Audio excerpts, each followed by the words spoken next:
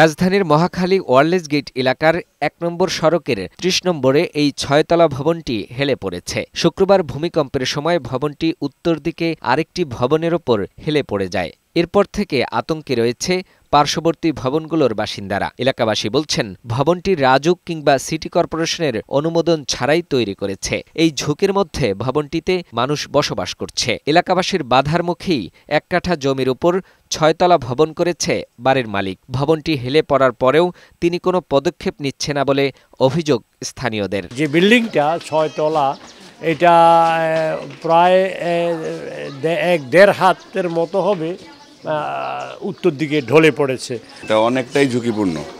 এখান থেকে এখন এই রাস্তা দিয়ে হাঁটাচলা করতে গেলে সবাই এই বিল্ডিংয়ের দিকে তাকাইতেছে, সবাই ভয় পাইতেছে। কর্তৃপক্ষের দেখা উচিত, ওইটার একটা সুরাহা করা উচিত। ওখানে জায়গা কত ফিট সঠিক জানি না, তবে ১ কাঠা ৬ কাঠার বেশি না জায়গা।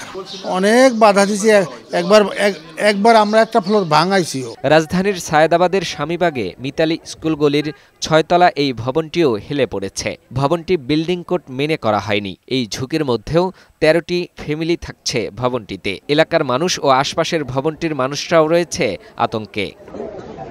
রাজধানীতে এরকম অনুমোদনহীন ঝুঁকিপূর্ণ ভবন রয়েছে লাখ লাখ। গত শুক্রবারের ৫.৭ মাত্রার ভূমিকম্পে অনেক ভবন হেলে পড়েছে, ফাটল ধরেছে অসংখ্য ভবন, যা সামনে আসছে প্রতিদিন। কিন্তু এসব দেখাশোনার দায়িত্বে থাকা রাজধানী উন্নয়ন কর্তৃপক্ষের কাছে নেই কোনো সঠিক হিসাব। ২০১৬ সালে একটি লোক দেখানো হালনাগাদ তালিকা করা হয়। তাতে বলা হয়, রাজধানীতে অতি ঝুঁকিপূর্ণ ভবনের সংখ্যা ৩২১টি। সম্প্রতি এক তথ্যে সেফটি অ্যাওয়ারনেস ফাউন্ডেশন বলছে, ঢাকায় ২১,৪৬,০০০ ভবন ঝুঁকিপূর্ণ। অবিলম্বে ঝুঁকিপূর্ণ ভবন শনাক্ত করে সংস্কারের পদক্ষেপ নেওয়ার তাগিদ বিশ্লেষকদের। আরেকটা যদি বড় আর্থকোয়েক হয়, এই যে ক্র্যাকগুলো আছে, এটা কিন্তু আরো ট্রিগার করবে। তো এই প্রায়োরিটাইজ করার কাজটা আমরা ইমিডিয়েটলি শুরু করা উচিত। এইটা করতে কিন্তু আমাদের সময় লাগবে না, বাট মজবুতিকরণ করতে আমাদের একটা লং টার্ম প্রকল্প নিতে হবে।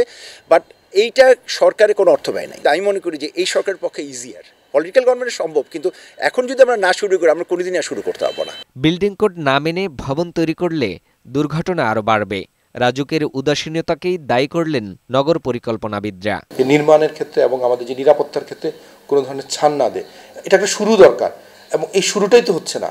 আমরা রাষ্ট্রের কাছে চাই যে আপনি পরিকল্পনা, উন্নয়ন, নিয়ন্ত্রণ এবং ভবন নির্মাণের যে নির্মাণ কোয়ালিটি, এই ৩টা জিনিস যদি নিশ্চিত করতে পারেন, মানুষের জীবন এমনিতেই নিরাপদ হয়ে যাবে। রাজুক চেয়ারম্যান জানান, খুব শিগগিরই রাজধানীর সব ঝুঁকিপূর্ণ ভবনের পূর্ণ তালিকা তৈরি করে ব্যবস্থা নেওয়া হবে। ১ কাঠার নিচেও একটা জমির উপর একটা বাড়ি আছে, ৬তলা ৭তলা, উইদাউট প্ল্যান, কোনোভাবেই অ্যাকসেপ্টেবল না। সেই বিল্ডিংগুলোকে আমরা অবশ্যই রাখবো না। এই বিল্ডিংগুলোকে আমরা ভেঙে ফেলব। প্রায় ৩১ ঘন্টার মধ্যে ঢাকা ও এর আশপাশে ৪টি ভূমিকম্পের ঘটনা এমন ঝুঁকির বিষয়টি সামনে এনেছে। এর মধ্যে শুক্রবার সকালে ঢাকা থেকে প্রায় ২৫ কিলোমিটার দূরে রিখটার স্কেলে ৫.৭ মাত্রার ভূমিকম্পটির উৎস ছিল নরসিংদীর মাধবদী। ফাহিম মুনাইম, বৈশাখী সংবাদ, ঢাকা।